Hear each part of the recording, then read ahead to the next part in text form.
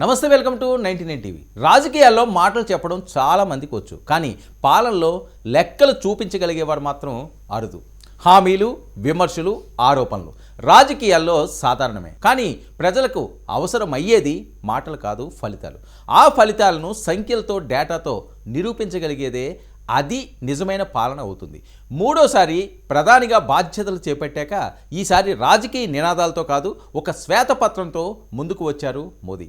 మోదీ 3.0 అంటే కేవలం గత పాలనకు కొనసాగింపుగా కాదు, ఇది పనితీరుకు పూర్తి అకౌంటబిలిటీ చూపించే ప్రయత్నంగా కనిపిస్తుంది. మోదీ 3.0లో ముఖ్యంగా తెలంగాణపై కేంద్ర ప్రభుత్వం చేసిన ఖర్చులు, ప్రారంభించిన ప్రాజెక్టులు, వాటి వల్ల వచ్చిన ప్రయోజనాలను ఒకే డాక్యుమెంట్లో పొందుపరచడం విశేషం. ఒకే ఏడాదిలో తెలంగాణకు ఎంత నిధులు ఇచ్చాం, ఆ నిధులు ఏ రంగాల్లో ఖర్చు చేశాం, వాటి వల్ల ప్రజలకు ఏ రకమైన ప్రయోజనం కలిగింది అనే అంశాలన్నీ స్పష్టంగా వివరించారు. ఇక ఈ శ్వేతపత్రంలో ప్రధానంగా మౌలిక వసతుల అభివృద్ధి పెద్ద పీట వేశారు.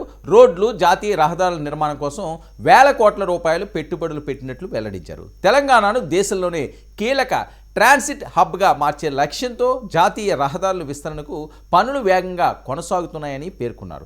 దీనివల్ల పరిశ్రమలు, వాణిజ్యం, రవాణా రంగాలు మరింత అభివృద్ధి చెందే అవకాశాలు ఉన్నాయని కేంద్రం అభిప్రాయపడుతుంది.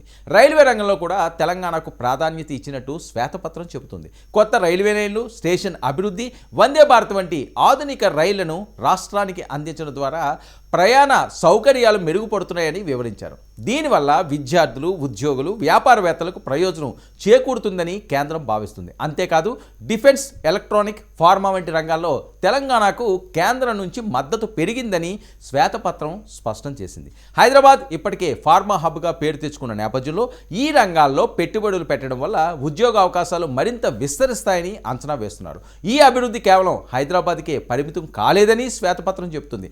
ఖమ్మం వంటి జిల్లాల వరకు కేంద్ర ప్రాజెక్టుల మ్యాప్ స్పష్టంగా కనిపిస్తుందని వివరించారు. అంటే అభివృద్ధిని ఒక్క నగరానికే పరిమితం చేయకుండా రాష్ట్ర వ్యాప్తంగా విస్తరించాలనే ఉద్దేశం కేంద్రానికి ఉందని ఈ నివేదిక సూచిస్తుంది. ఇది రాజకీయ ఆరోపణలకు సమాధానం ఇచ్చే డాక్యుమెంట్ కాదు, ఇది ఒక పాలన రిపోర్ట్. మేమిచ్చాం అని మాటల్లో చెప్పడం కాదు, ఇదిగో లెక్కలు ఉన్నాయి, మీరే చూసుకోండి అన్న విధానాన్ని మోదీ ప్రభుత్వం ఈ శ్వేతపత్రం ద్వారా ప్రదర్శించింది. మోదీ 3.0లో మరో ముఖ్య అంశం కేంద్రం రాష్ట్ర సంబంధాలపై తీసుకున్న వైఖరి. రాజకీయ భేదాలు ఉన్నా కూడా దేశ ప్రయోజనం ముందుండాలని రాష్ట్రాలకు నిధులు పార్టీ లైన్లతో కాకుండా ప్రాజెక్ట్ లైన్లతో ఇవ్వాలన్న సందేశం ఈ నివేదికలో స్పష్టంగా కనిపించింది. ఇక తెలంగాణకు వచ్చిన నిధులు ఎలాంటి రాజకీయ అనుకూలతలపై కాకుండా అభివృద్ధి అవసరాలపై ఆధారంగా వచ్చాయని కేంద్రం చెబుతుంది. అందుకే బీజేపీ తరపున ఒక మాటను బలంగా చెబుతున్నారు, ఇది ఎవరికో చేసిన ఫేవర్ కాదు, ఇది ఫెడరల్ రెస్పాన్సిబిలిటీ అని. ఇక దేశంలోని ప్రతి రాష్ట్రంలో అభివృద్ధి చెందాలన్నదే కేంద్ర ప్రభుత్వ బాధ్యత అన్న భావనను ఈ శ్వేతపత్రం ముందుకు తీసుకువచ్చింది. మోదీకి విశ్వగురు అని పేరు ఎందుకు వచ్చింది అన్న ప్రశ్నకు కూడా ఈ పాలనా శైలే ఒక సమాధానం ఇస్తుంది.